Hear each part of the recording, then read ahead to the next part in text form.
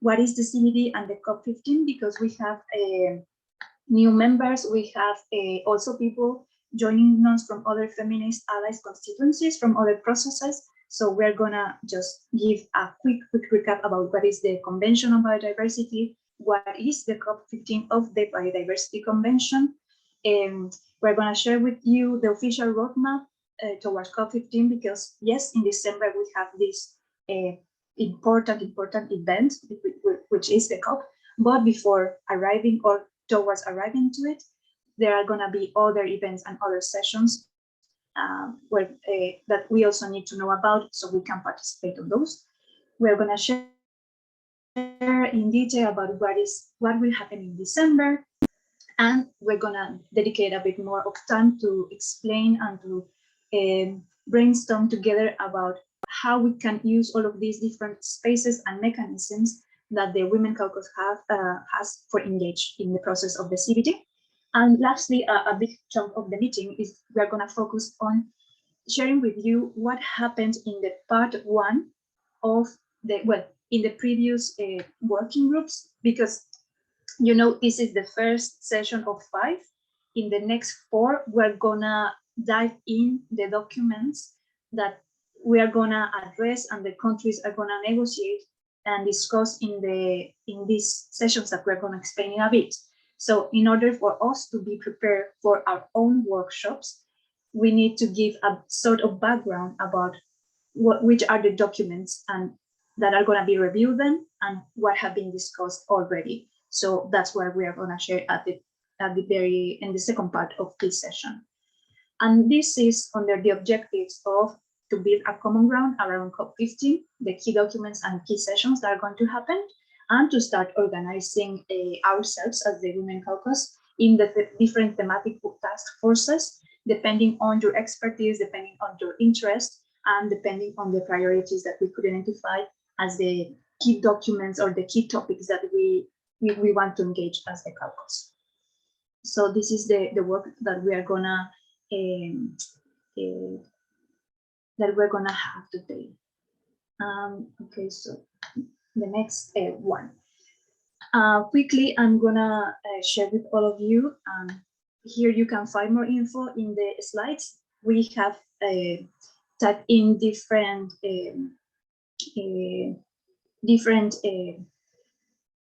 web pages. Maybe Ali, if you can share those in the chat so people can access them easily. So what is the CBD? In a nutshell, is the Convention on Biodiversity, entered into force in 1993. It's one of the 3 Rio conventions, along with the Climate Convention and the Desertification one, and it has 3 main objectives. Yes, the conservation of biodiversity, but also, and these other 2 are kind of forget sometimes, is the sustainable use of the biodiversity and its components, and the fair and equitable sharing of the benefits arising of the utilization of genetic resources. It's not only the conservation is only one of the 3 objectives. So that's why many of the documents, many of the topics around that are discussed under the CBD, it's also about managed ecosystems, economic activities, production sectors, and also traditional knowledge, fair and equitable sharing, access to genetic resources. And what is the COP15? We know that the different international agreements, not only the climate, not only the UNCBD, all of them have this form of meeting, this type of meeting, which is the Conference of the Parties, which is the governing body of the convention. It's a session that in case of the CBD, it happens every 2 years, and it's where the decisions are taken, where the agreements are done, based in different other intersessional meetings that the CBD has. So in case of the COP15, it will be held in 2 phases. The phase 1, it's already took place virtually in last year, virtually and in a hybrid mode, because also there was a high-level event in Kunming. And the second part will happen in Montreal, Canada, at the end of this year, we know, in December from the 7th to the 19th. And in these web pages, you can find more information about what is the CBD and specifically what is the COP. So with this, just quick recap for those that didn't have this in the radar. We then move forward into what is going to happen from now, August, September, until or before December.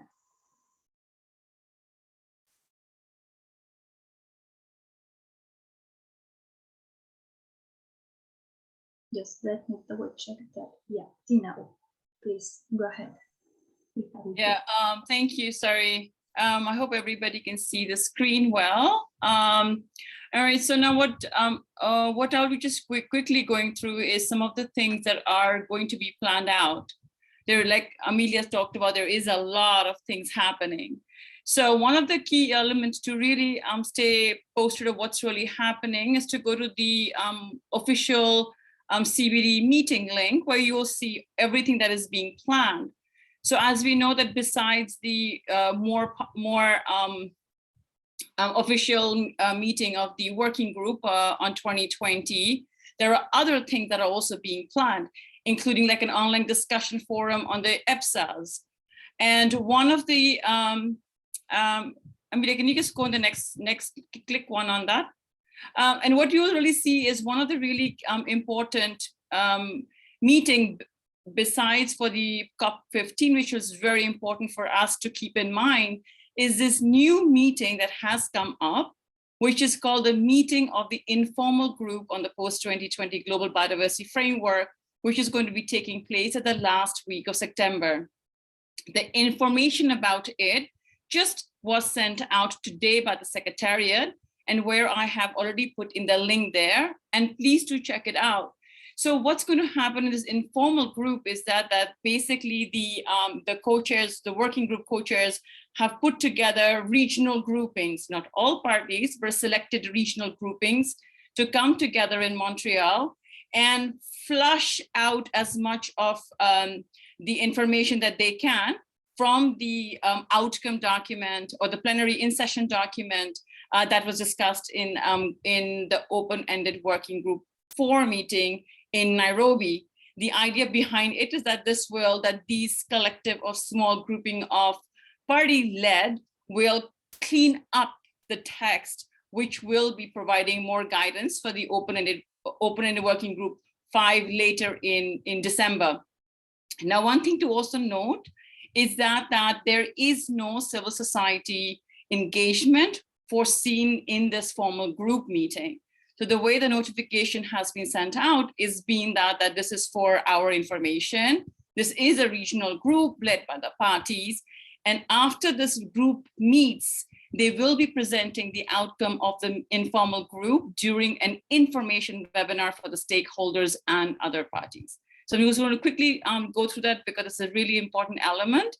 Next slide, please.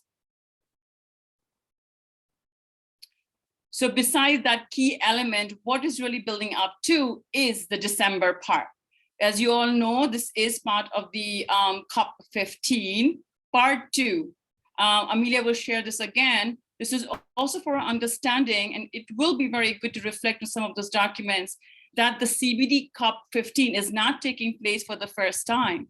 The part 1 of it, and a lot of the information has already been discussed, was already done in 2021 in September, October, around the same time the climate COP was taking place. The part 1 of the CBD also took place in Kunming. So these are the meetings that are coming up. So first is the open-ended working group. These are, again, a 5th session that they've decided to kind of come up with. Then you have, of course, the part 2 of the CBD COP15. And this is also to let all the Women's Caucus members also know that besides the CBD COP, which is going to be discussing the COP15 open-ended working group goals and targets, we also really need to see if any of our members has been following 2 very key components of the COP, which is also the COP MOP for Cartagena Protocol, which is on biosafety, and also the COP MOP for Nagoya Protocol. And all these 3 COPs, or the COP MOP, will actually be taking place together around the same time. The schedule is not up yet, but how they take part is that there are 3 subsequent meetings taking place. So those are really very important. And also to share that on the 15th to the 17th, there's also going to be a high-level segment that is being organized. Next, please. So now this is again an updated, like I said, there's a lot of information. So one of the key important link out here is to already go on the information link. And I have put in the link here and also a screenshot of what's available there. So you will see that the COP15, the CP-MOP, the Cartagena Protocol, the Nagoya Protocol documents and subsections can all be found in one element. You also have the high-level segment, the associated events, virtual display table and media. And there's going to be also one update is going to be a side events, which is still in progress. And in the information tab, if you go there, this is one of the questions that everybody keeps asking would be, how are the badges going to be organized during this COP? All those details, including a lot of the others, like they're also having accommodation, bilateral meeting with the executive secretary, the SEPA fair, the high-level segment, the side events. If you scroll down in these sub-tabs, you will have all the informations required. Now, quite a few of them are still awaiting to be updated, but this is one important link that I would encourage everybody to just keep going and checking from time to time. Next slide, please. All right, Amelia, over to you. Yeah, thanks, Tina. So now we're going to share with you all the different spaces and mechanisms that in a formal or informal way the Women Caucus has been using to engage during the previous CBD sessions, either the intersessional ones or the previous COP. And we are planning to keep using these ways about reaching different audiences and different stakeholders. One of the different spaces and mechanisms, and we're gonna go in detail in the upcoming slides, are the submissions, the official submissions, the recommendation booklets or policy briefs of publications, the in-person participation, also the statements and intervention that we could do and that we can deliver during the meetings. The different advocacy strategies, activities, or actions that we could organize and that we can implement in session, virtually, in the venue, outside the venue. It depends on the creativity and the activities that we would like to foresee as the caucus. The different side events that we could organize, and we are going to discuss that later. The ECO, which is the Civil Alliance publication, like a daily newsletter, and two really important meetings that we want to strengthen and to keep organizing them is the Women Caucus Preparatory meeting. We're gonna give more details soon about it, and the Women Caucus daily meetings, which will be hybrid between the people that are in Montreal and the others that possibly that could not attend the COP in person, but that are willing to keep following what is being discussed. So what we refer about submissions, maybe you are aware about this process. During in a continued way, the CBD is asking for written submissions, written comments, advice from the different stakeholders, the countries, the agencies, organizations.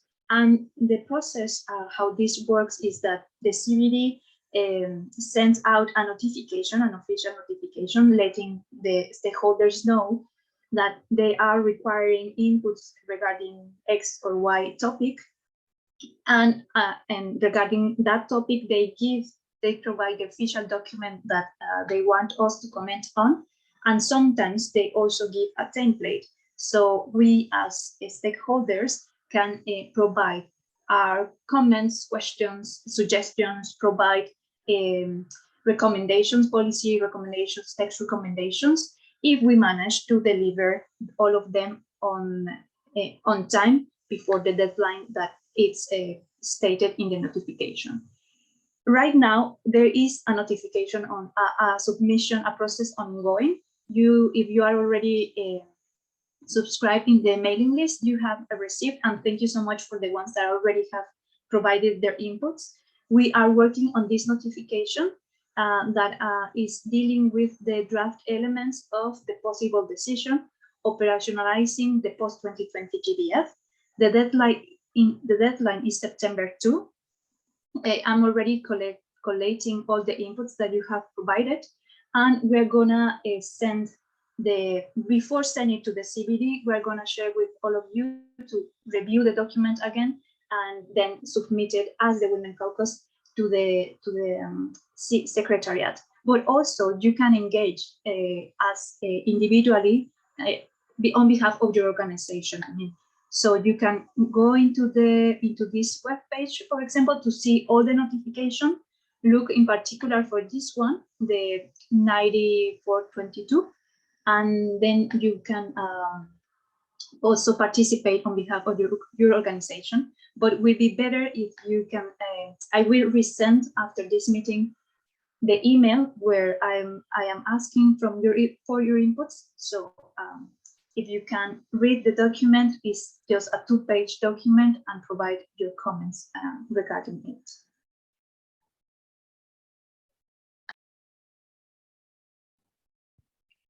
Yeah, thanks, Amelia. Now, one of for the preparations, what we have been looking at are how can we really provide inputs. One of the challenges has been that over the 2 years, as you saw, that the physical meetings have not taken place. So one of the spaces for advocacy where you could do, you can go and do bilateral meetings with the parties, or talk to the Secretariat, or talk to the allies. So what we really started doing was to have policy brief to inform all these processes. So these are some of the things that we did just before the open-ended working group 3 in Geneva, which was the first meeting in person. So we first took out a report, which was on advancing women's rights and the future of the post-2020, in which we basically took out all the recommendations which we thought was needed for the full implementation of the global biodiversity framework. So if you do have the opportunity, it has been shared in our mailing list. It's also available in English, French, and Spanish. So please take a look at that.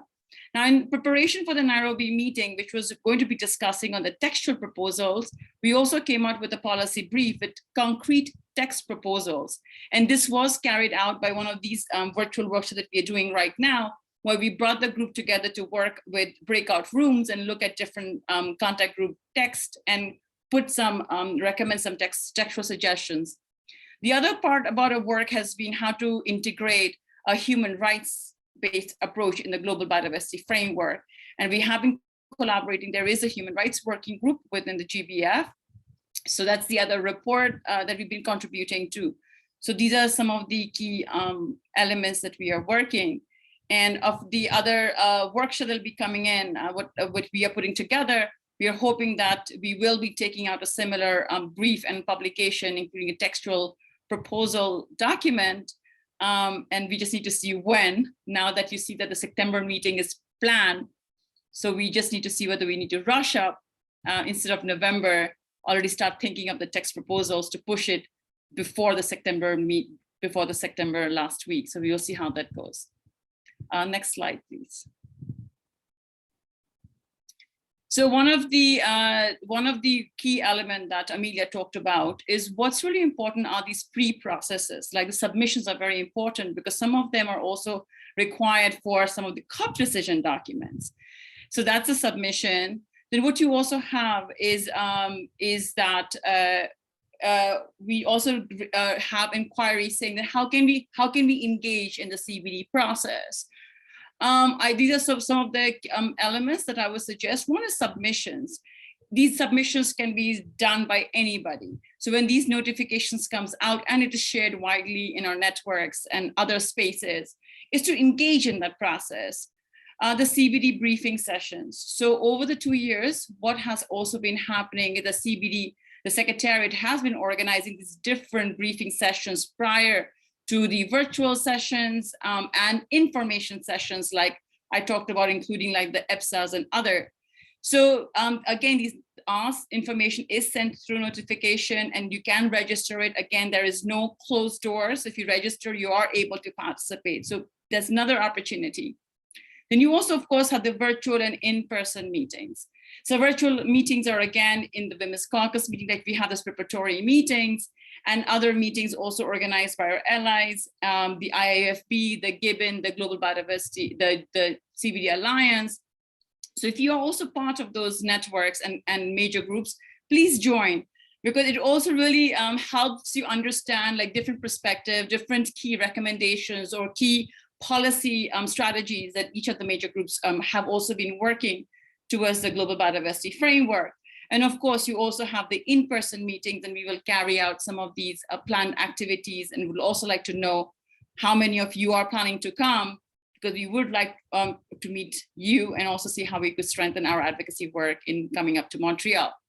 Like I said, please join in. So you have the CBD major stakeholders groups, the CBD Alliance, which is the civil society constituency, the IIFB, that is the International Indigenous Forum on Biodiversity, which is the Indigenous Peoples Caucus.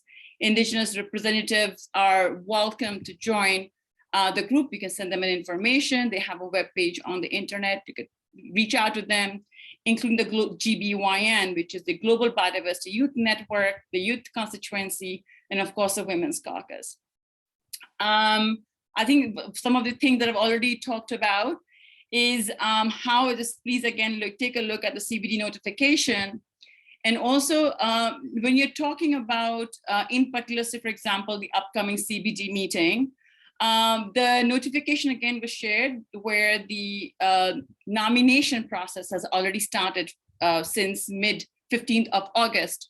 So, so please look at it.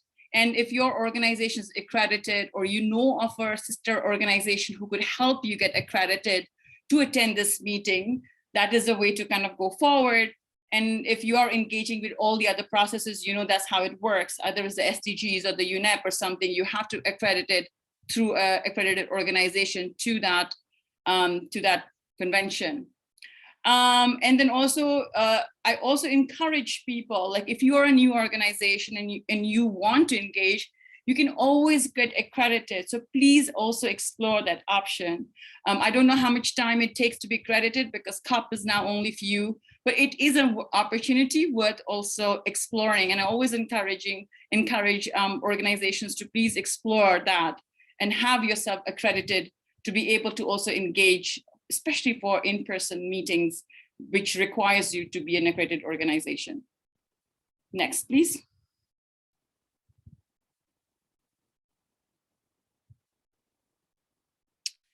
Next slide, please. Yeah, can you, that was the,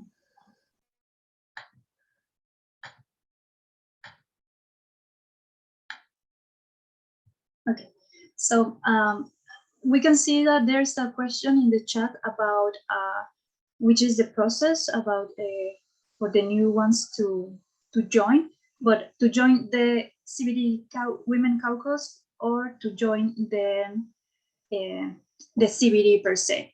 We are going to share soon in the chat. My colleague Ale is going to share in the chat the notification that the CBD sent about how to accredit yourself, your organization, to participate in the CBD, but also if you want to accredit your organization, like to receive the observer status, there's also the information in that notification, so you can follow that.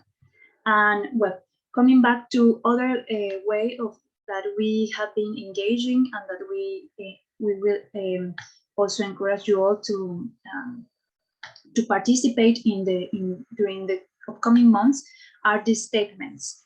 The statements are these speeches or these discourses that we draft collectively, and that one of us will read depending on who are in person in the sessions. The different types of statements are the opening, the closing, because those are delivered at the beginning or at the end of the meetings. the high-level segment 1, and also there are different statements that are pre-prepared for each agenda item based on the policy booklets or the policy draft or policy briefs that we are going to develop based on the upcoming workshops.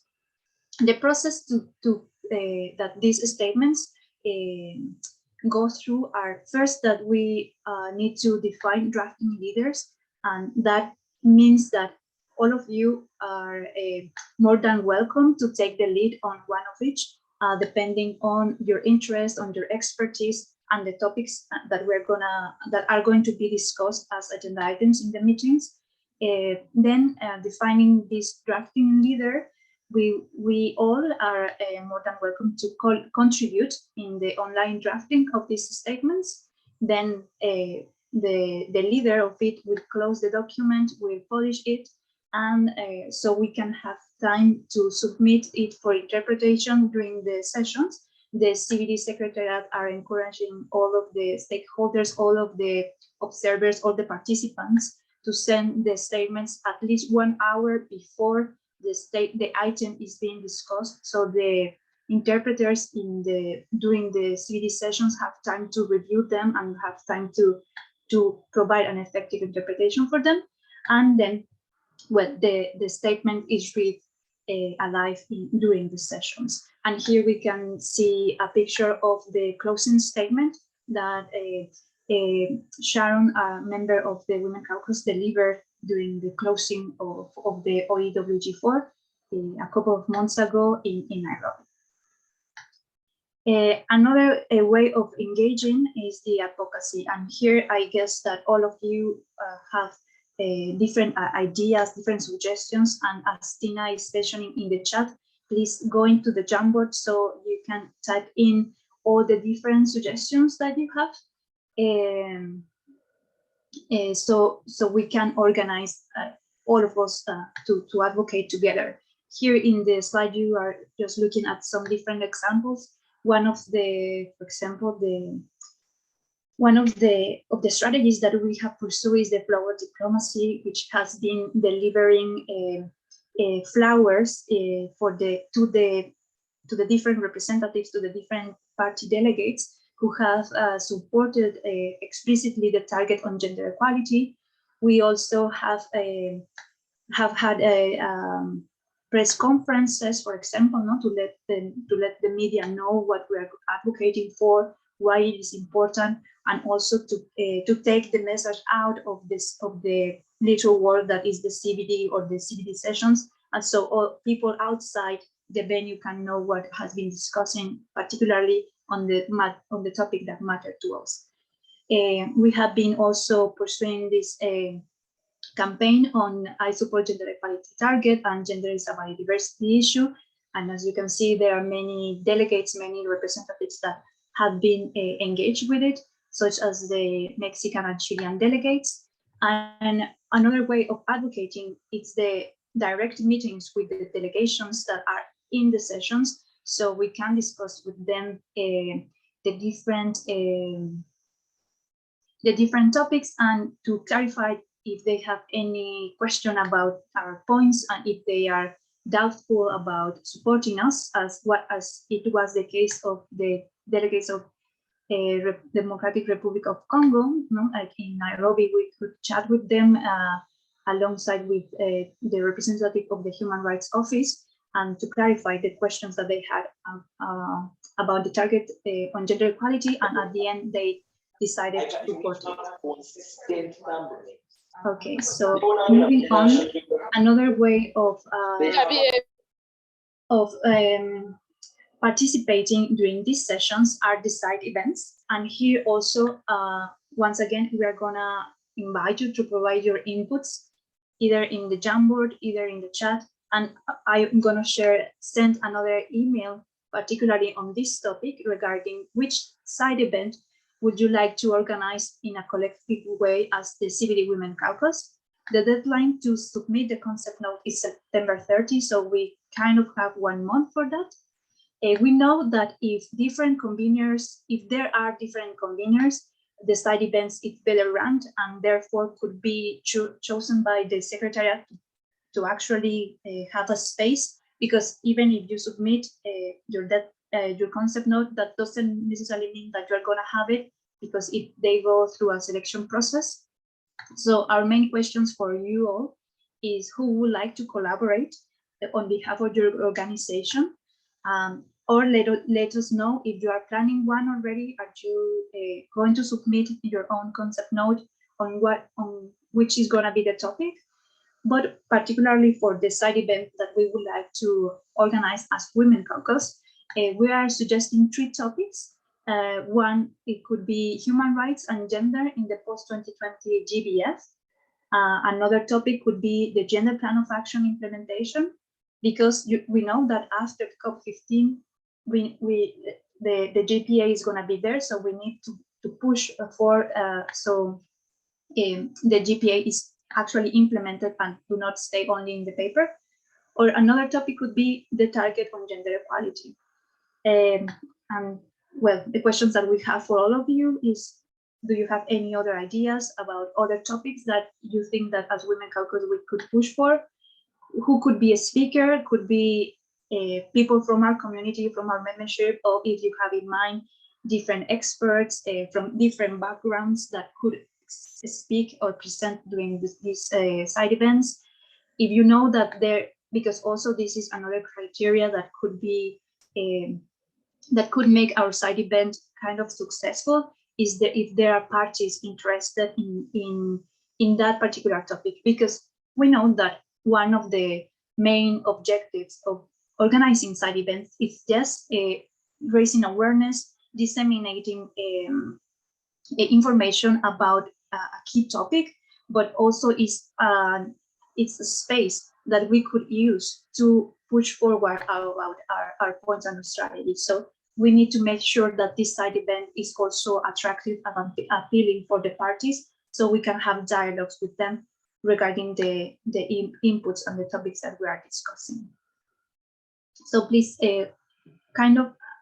please answer this question, sorry, either in the chat or the Jamboard and in the email that I will share soon.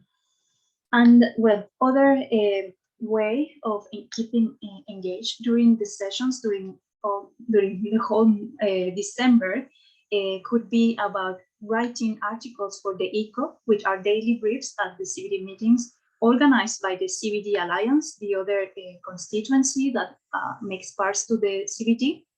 And we also are encouraging all of you to participate. It could be with an article, it could be with a photo, it could be with a cartoon, not necessarily you need to write something. But usually the thematic is based on the agenda of the meeting. So the content is chosen between these topics, and they prefer if you submit in advance the material, so they have time to organize, to curate it, and to print it and distribute it.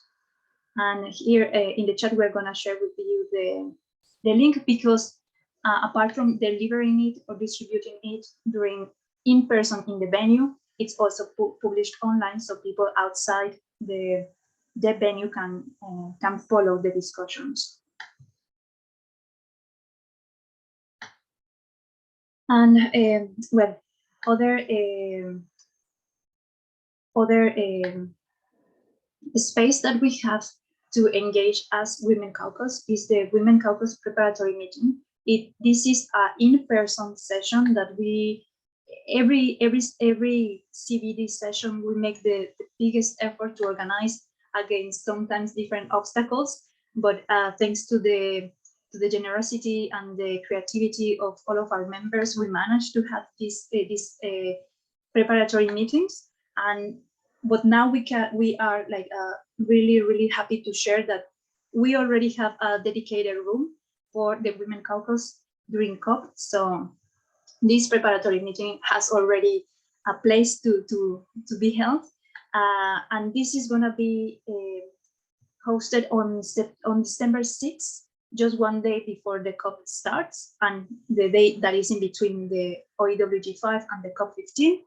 And the main objective of this preparatory meeting is to check who are there, like which of our members are actually in the venue, are actually going to be during the following the COP, to review the agenda of the upcoming session, in this case COP15 and the 2 COP MOPs, to make and to already validate and define the task forces and the task distribution, task allocation that we are gonna have, as for example, who is gonna follow which topics, who is gonna make intervention, who is gonna be the thematic leaders for the statements.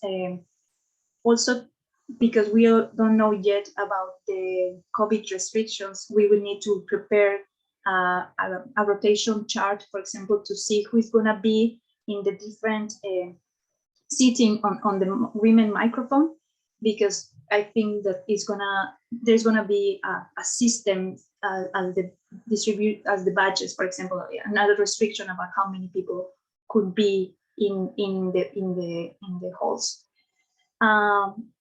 Yeah, also in this meeting, the preparatory meeting, we're going to conclude the opening statements and to share among us and to give us heads up about the side events that we all are organizing, to know about which actually are going to happen, and to start preparations for a press conference as the Women Caucus, and to keep strategizing about which actions and advocacy activities we will have during the 3 weeks of the COP. And the daily meetings are these other morning sessions that we're going to have possibly daily. We are planning to do that in a hybrid way, meaning that for those that are not going to attend in person the COP, you will be able to join us. Unfortunately, this is going to be the morning in Montreal, so we cannot change the time because we need to do it at the beginning of the day. So it will going to affect you depending on where are you based.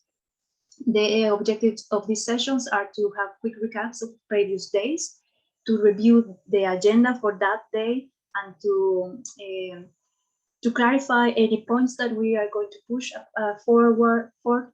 To monitor the task forces, the task distribution, to give again a heads up or key event or topic of each day, and to give also heads up of actions and advocacy that are going to happen specifically each day. So I think we have spoken a lot, and this is like a quick intermediate, like a pause for the session, and we want to know if you have any question, any comments so far. We are more than happy to address them. You can either type them in the chat and or raise your hand if you would like to come.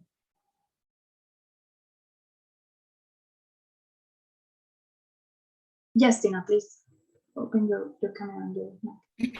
Yeah, no, thanks, Amelia. Yes, please. I just want to also let you know that Ale has put in the Jamboard link. So as we are having these conversations, if there is something that you really have a query of, just to kind of maximize the time that we have, please visit the Jamboard. We will go through that. So there are 3 slides there. So there's slide 3 on general queries that you may have. So we will try our best to answer them on the chat in case we've missed out something, and in case there is something that you would want us to follow up with. Just look at the Jamboard, and also please help us populate it. And also looking for any questions, as Amelia has invited, either also as a comment on the chat or to speak.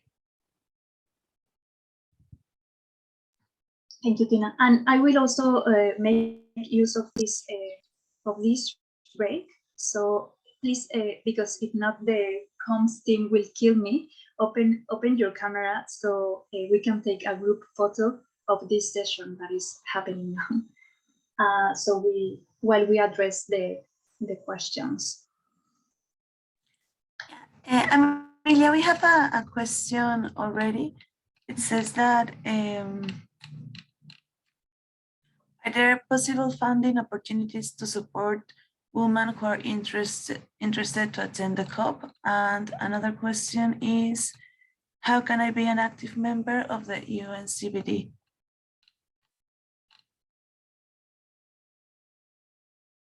Would you like to answer that question, Tina? Okay, all right. So first one is, how can I be an active member of the UNCBD? Well, the UNCBD is a convention, and one thing of engagement is, are you talking about, so there is no list of like that, the convention, but what the work is done through other major groups and other email exchanges.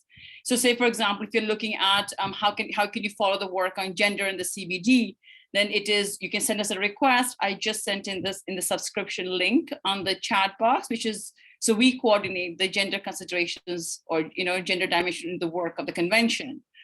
Say, for example, if you would like to, as an NGO, and you want to follow the larger civil society engagement, then we can definitely share the coordinator's email. It is the CBD Alliance. Like I said, there are major groups of the CBD. We coordinate the Women's Caucus. The CBD Alliance is a civil society constituency, NGOs constituency.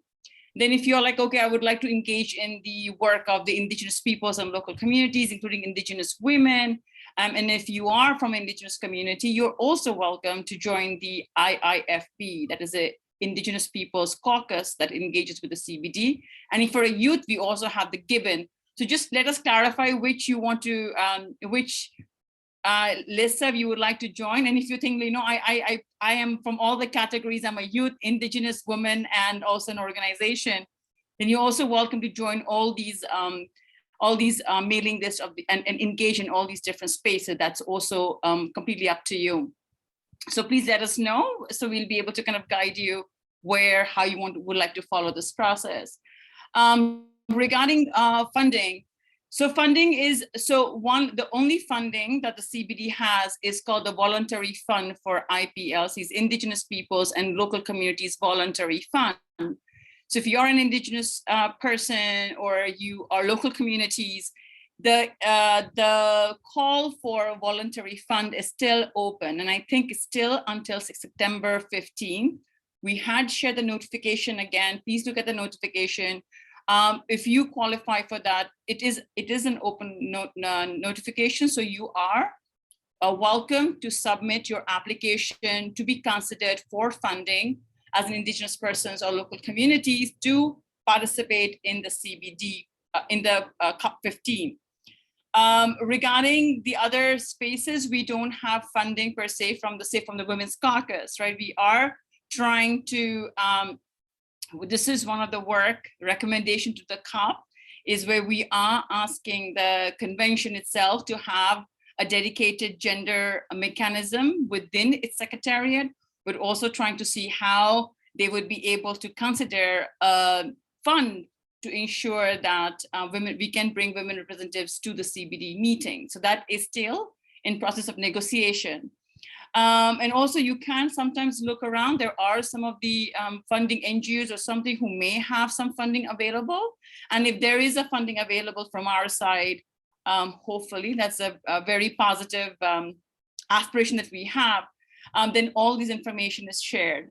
But currently, the only thing that I know officially for funding opportunity for the CBD COP from the Secretariat is a voluntary fund only for Indigenous peoples and local communities. So I hope that is there. And I see my colleague Shruti has already sent the nomination, the voluntary fund for IPLC's information. So you can also apply through that. So I hope that's helpful.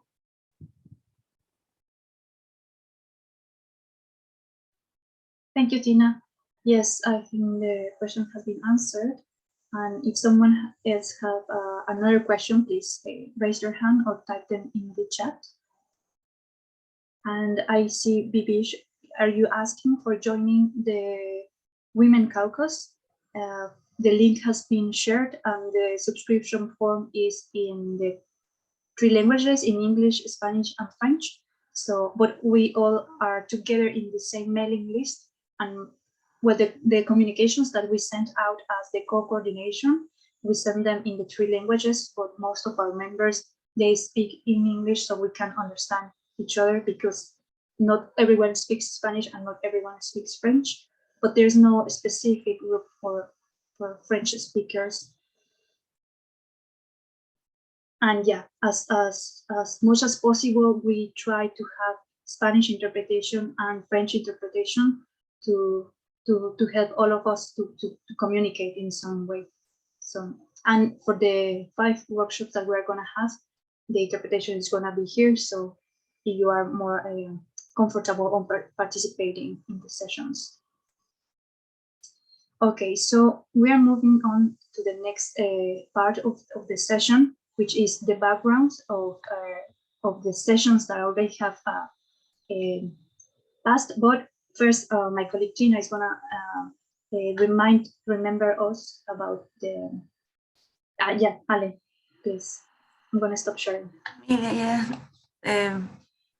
Yeah, so we're going to take a group picture right now. So please, you can all turn on your cameras. Yeah, so I'm going to take two group pictures. Yeah. Now it's the first one, so please smile.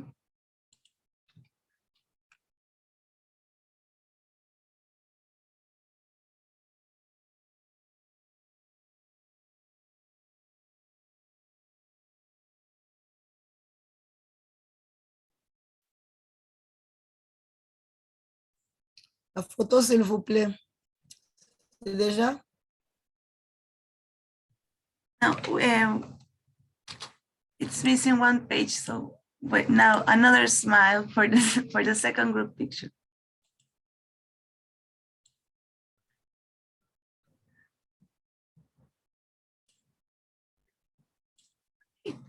Now it's done. Thank you.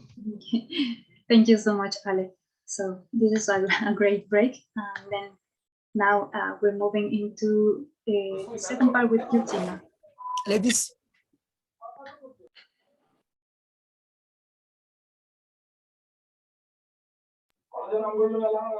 Can you hear us, Tina?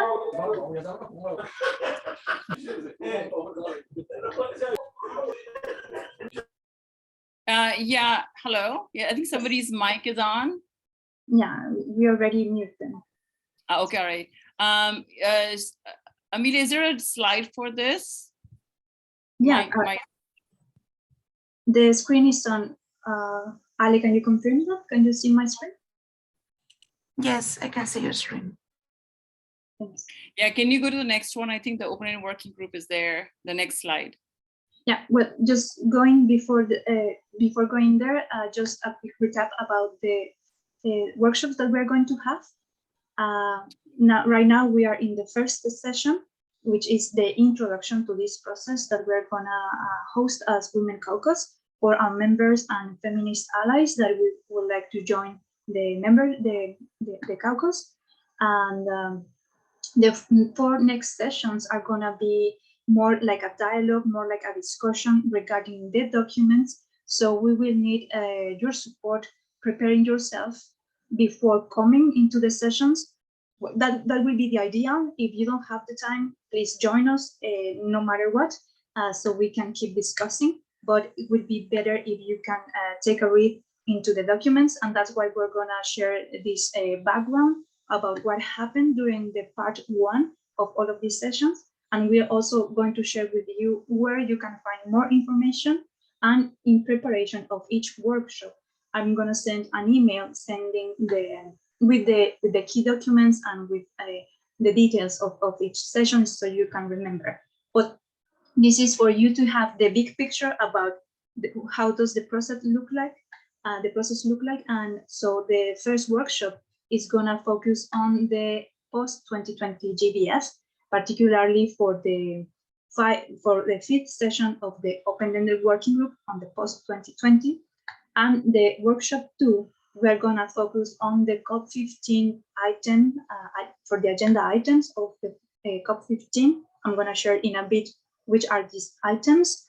The third workshop that is gonna happen on October 5 it's going to be about the Cartagena Protocol meeting, and the fourth and last workshop is going to be about the Nagoya Protocol meeting. And all of these sessions are every 2 Wednesdays at the same time, from 2 to 4 for those that are in the GMT +1.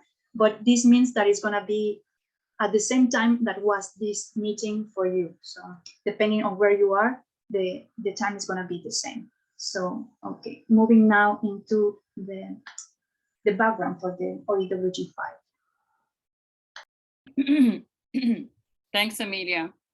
So looking at the time frame, what we decided was that instead of just having an information webinar, today was a one to put everything in this very concise box, and we will start unraveling it with the upcoming 4 webinars that we've organized.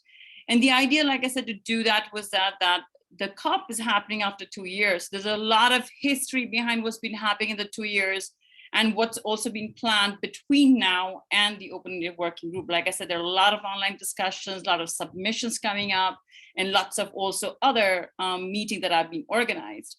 Now, I'm just going to kind of give you a brief work where Amelia said what would be really very helpful. So the link of the document of Against Gender in the slide, and our colleagues are also sharing it on the chat. So all the information for the open-ended working group can be found in this particular web page. I just took a screenshot with the notion that it may be helpful to visualize how the page forms. Now, if you look at it on the green part, it is the open-ended working group 2025. So far, the documents are not updated yet, so you will only see what's called the notifications. But if you want to go back into what the working group 4 document had, the 2, 1, etc. Now, also understanding that the post 2020 have also had other meetings. One of them is that that over the 2 years, there has been over the 4 years, there have been regional consultations being organized, different regions. Then you also have other meetings organized for the MEAs. And at the last part, you will also see that there was a small portion there on the gender responsive process. The web page still needs to be updated with the latest news, but you will still see some of the presentations and some of the documents that have been posted there, which will be helpful to at least have an idea on what the discussion around or elements around the post-2020 discussion is. In the second one, what I wanted to kind of give you a glimpse is what the documents look like. Hopefully it's not too complicated, but so like I said, for the working group 5th session, there are no documents there. So I just gave you the example, and the second screenshot is of the open-ended working group session 4, which recently took place in Nairobi. To just look at this, the screen again, is that so there are these different tabs. First of all, you will see what is called, these are all in-session documents. And this is very important for the other meetings, is when you are coming to the other workshops, it will be very important that you do look in these meeting documents to inform you the process, the work, and this is like a black hole, like it just is a lot. So be very selective if you really want to focus on a certain element or a certain agenda of the post-2020. In this, I'll just share with you that you have these different tabs. So one is what's called the plenary sessions. These are what's called the in-session documents which are being discussed. Then you have statements. This is the statement that if you would like to see what your country has proposed, have said in their opening. This is also very helpful because this also helps you give you a quick analysis where the parties are in the positioning or what you could align them with. So I always feel it's also really very helpful. Then the official link, all the official documents. And another important tab out there is the information tab. And this is, again, really very important because on the official documents, if you read through them, they'll have reference to what are referred to as INF documents. And those are the information documents. And these information documents has been are put together by the recommendation of the CBD Secretariat to different agencies or UNEP, WCMC, say, for example, on indicators and stuff like that. So that is which will provide you with additional information on that particular agenda. So I just wanted to give you a glimpse and also to share that, well, unfortunately, it's available not in the world's languages, but at least the 6 UN languages. So for colleagues in Spanish, Russian, French, Chinese, all the CBD documents are available in all the 6 languages. That kind of helps you prepare. So that's, so hopefully that's in a nutshell. And next slide, please. Thank you, Kate. Yes. Okay. So the next other meeting that is going to happen is the COP15, and we're going to have a dedicated workshop for it. And as we have commenting, it has already have the first part, which was in October 2021. It was virtual and included an online high-level segment. And what you see here in white were the topics that were discussed in that sessions. It was just the organizational matters, the review of some reports of the SBI 3, of the SOPSTA 24, and of the OEWG 2 and 1. And also there was, they needed to define an extraordinary budget for the Secretariat for this year, because the work that they were having during this year was extra of what they have been planned. No? And we know that this happened because of the pandemic, and the Secretariat and the parties to the CBD needed to adapt to what was going on and what is still going on. So that's why they decided to split these sessions, and to keep in order to keep the momentum. They have this first part in October last year, and what they discussed were like the more administrative stuff, the admin stuff, and not necessarily the political and technical discussions. Those are going to happen in December. So in order for you to be prepared for our workshops, we invite you also, as Tina was mentioning, to visit the dedicated webpage for the COP15, where you can find all in-session documents, as you are seeing in this screenshot. In the tab COP15, you click on it and you will have all the different documents. It's not completely updated. We hope that by the day that we are going to have our workshop, which is going to be the second part of September, there's already more info in the webpage. But so far you can see at least the provisional agenda, the reports of the previous meeting that they discussed in Kunming. But the documents that are missing and the ones that we really need to discuss, and I'm just gonna jump a little bit this, are all of these. Because one thing that we want to make clear with this webinar, with this session, is that yes, the post-2020 Global Biodiversity Framework is one of the key topics that are going to be discussed in the COP15, but it's not the only topic. As you can see, all of us, we really need to distribute in a strategic way, so we cover most of these topics. The post-2020 is just the item 9 of an agenda that has 27 points, and that are going to be discussed in 3 weeks, along with the other meetings. So the other topics that are going to be discussed are, for example, enhancing the integration with respect to provisions related to Article 8J, that we know that is about traditional knowledge. So if you are interested in that topic, please review these documents. Once the documents are there, this is one of the obstacles that all of the constituencies and all of the people that are working with the CBD are facing right now, because the documents are not there yet, but at least we have this heads up. The other topic that is going to be discussed is the digital sequencing information. resource mobilization and financial mechanism, capacity building, technical and scientific cooperation, and others. All of these topics are in the first document, which is called the provisional agenda. If you go into this link that you have in the screen and you find the first document, which is in the 6 languages, you will find the provisional agenda with these items. And other topics that are going to be discussed, and we know that some of you are actually working particularly on this. For example, the item number 20, which is marine and coastal biodiversity. Some of you are working on OECMs, other effective area-based conservation measures, is going to be discussed also there. Biodiversity and climate change, biodiversity and health, synthetic biology. So we encourage you all about just reviewing the post-2020 documents, because it's the topic, no, it's the next strategic framework, but also to try to cover at least another topic, so we have inputs for all of them.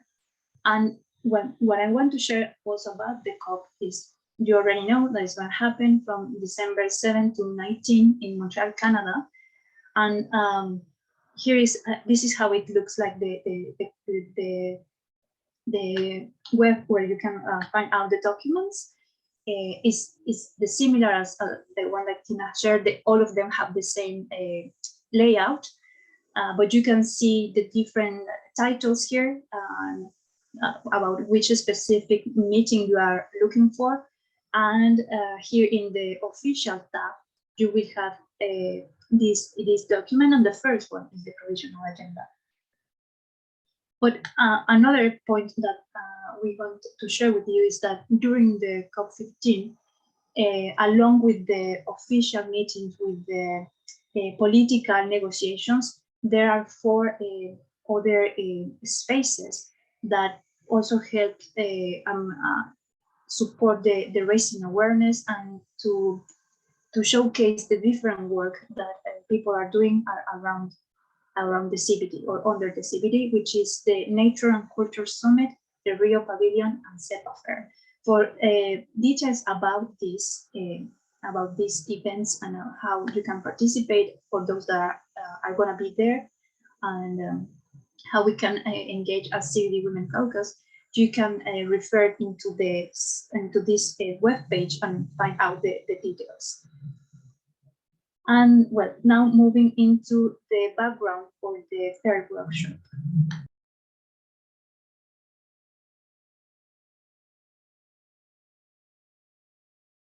Yeah, thanks, Amelia. Once again, yes, so we are just kind of skimming through all these heavy agendas, but we really thought that it's really very important to bring about, once again, what this COP holds. So besides the COP15, which is a compilation of the Global Biodiversity Framework, which is under one agenda item, I was going to type it down. Please refer also to the SBSTA, which is the scientific and technical body of the CBD, SBSTA 24 and SBI 3, because some of those agenda items that Amelia shared on, say, for example, biodiversity and health or synthetic biology, you will see the outcome documents in the SBSTA 24 document. Biodiversity and climate change, biodiversity and health, and bio, they're under SBSTA 24. So I will share the link.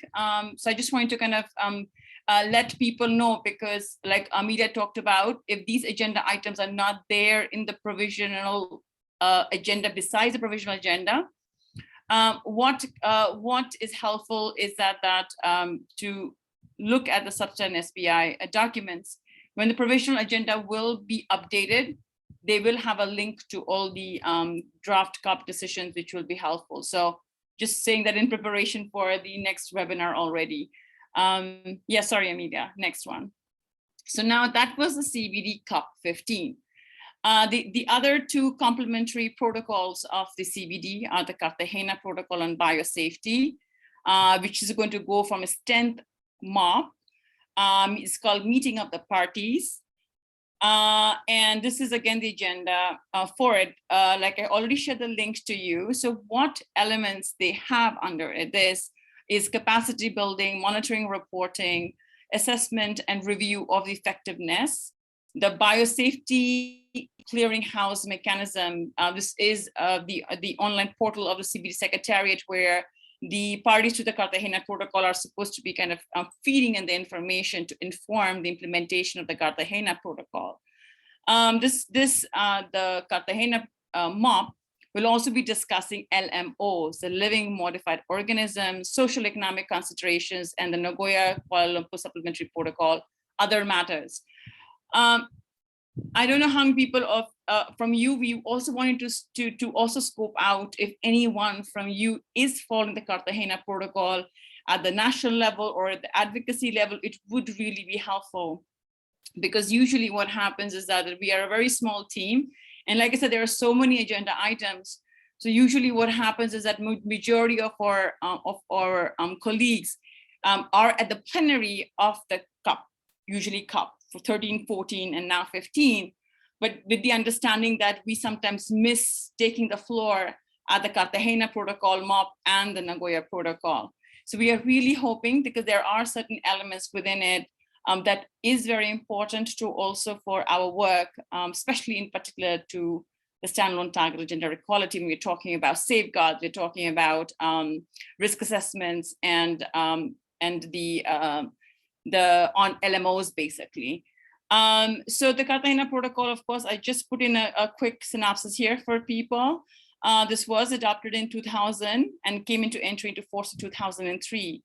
And I embedded a short video, and this is also available on the CBD Secretariat, though it's 2010 video from the Secretariat on what the Cartagena Protocol is, just to kind of familiarize yourself, especially if you are planning to come to Montreal. Next, please. Do you want to showcase the video? Or? No, that's okay. We don't think we have so much of time. Okay, we might share it in the chat then. Okay. Yeah. Okay. Okay, well, the last session that is gonna happen, but it's gonna happen in parallel, the three of them, but the last that we're gonna explain is the Nagoya Protocol MOP 4. Well, a bit of introduction to the Nagoya Protocol is this supplementary document to the CBD that provides the legal framework for the implementation of the third objective that we were discussing about, right? That the CBD, it has the conservation objective, the sustainable use, but it also has as general objective the fair and equitable benefit sharing of the utilization of genetic resources. So the Nagoya Protocol focuses on that topic, and it creates this and gives legal certainty to both providers and users of their genetic resources by establishing predictable conditions to access those resources, but also to ensuring that once the genetic resources leave the country where they are from, also the benefits are shared with the country and with the stakeholder of the knowledge holder or the holder of the resource. So knowing that that is the main point of the Nagoya Protocol, what this MOP in its part 1 discussed, it was again similar to what was discussed for the MOP part 1 for the Cartagena and the part 1 of the COP15 first part. It was just the organizational matters and some reports about what has been discussed in the Substan and SBI regarding the topics that are under the Nagoya Protocol.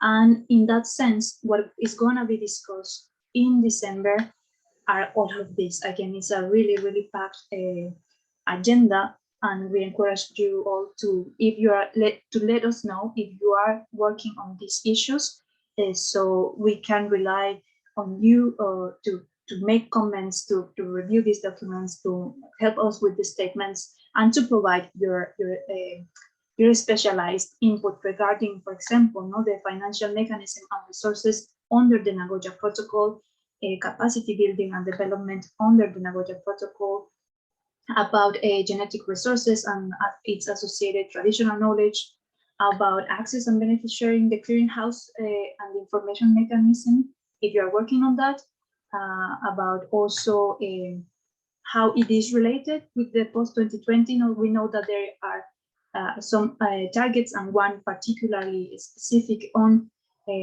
access and benefit sharing, how it is related, for example, with the global multilateral benefit sharing and other international processes.